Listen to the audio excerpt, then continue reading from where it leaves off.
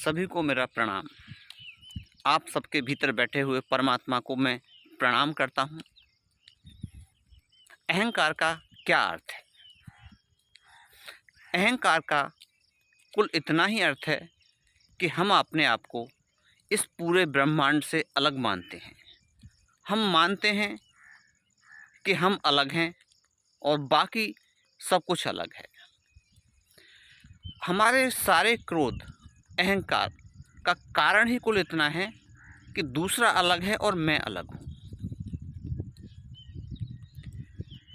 और परमात्मा का कुल अर्थ इतना है कि वही सारे इस ब्रह्मांड में फैला हुआ है। दूसरे के अंदर भी वही है और मेरे अंदर भी वही है।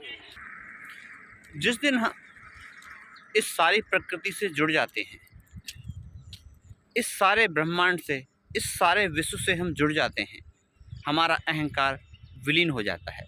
क्योंकि तब कोई दूसरा न रहा, सब कुछ एक ही रहा। अहंकार का कारण ही कुल इतना है, दूसरा। आपने देखा होगा, सुना होगा कि जिन्होंने भी परमात्मा को जाना है उन्होंने कहा है अहम ब्रह्मास्मि, यानी मैं ही ब्रह्मा हूँ। ये शब्द सुनकर आपको ऐसा लगता होगा कि ये तो एक बहुत बड़े अहंकार की घोषणा है, लेकिन ये अहंकार की घोषणा नहीं। अब हम सारे विश्व से जुड़ गए, सब एक ही है, दूसरा बचा ही नहीं, तो अहंकार के लिए कोई जगह ही नहीं बची।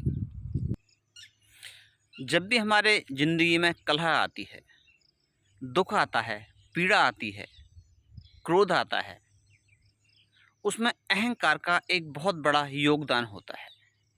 क्योंकि हम अपने आप को दूसरों से अलग मानते हैं दूसरा अलग है और मैं अलग हूँ।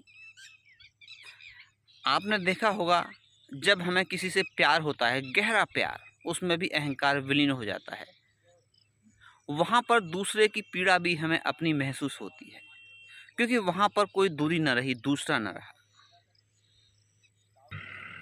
भगवान कृष्ण ने सुदामा के पैरों को अपने हाथों से धोया, क्योंकि वहाँ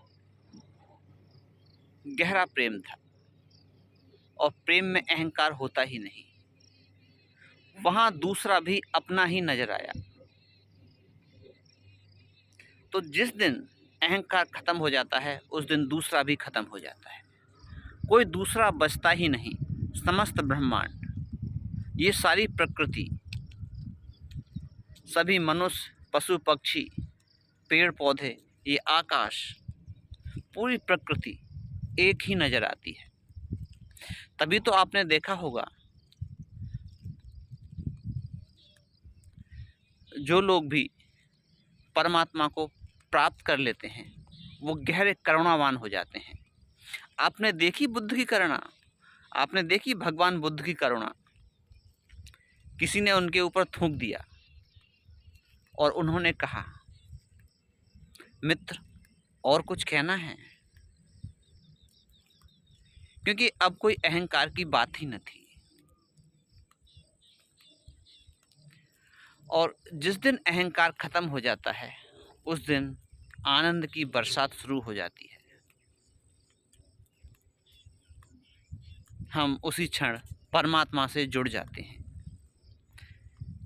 फिर चाहे बाहर हो या अंदर हो, चाहे परमात्मा को आप बाहर मानो या अंदर मानो, फिर वो हर जगह वही होता है। क्योंकि अब तो हम सारी प्रकृति से ही जुड़ गए, अब कोई दूसरा ही नहीं बचा। आपने मेरी बातों को इतने गौर से सुना, उसके लिए अनुग्रहित हूँ। और अंत में आपके भीतर बैठे हुए परमात्मा को प्रणाम करता हूँ। मेरा प्रणाम स्वीकार हो।